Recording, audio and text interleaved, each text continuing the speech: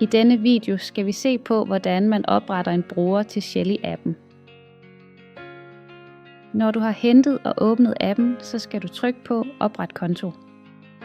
Indtast her din mail og vælg din adgangskode.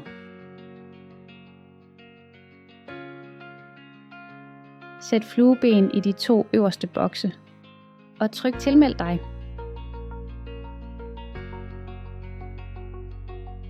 Så logger du ind med din mail og den adgangskode, du lige har oprettet.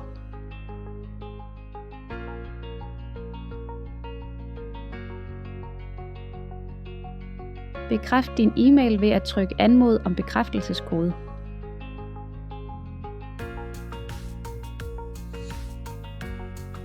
Åbn din mail og find den 6-cifrede kode, du har modtaget.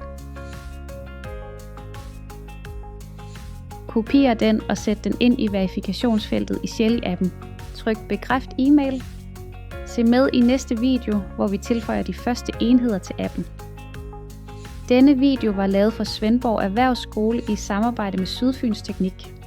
Tak fordi du så med.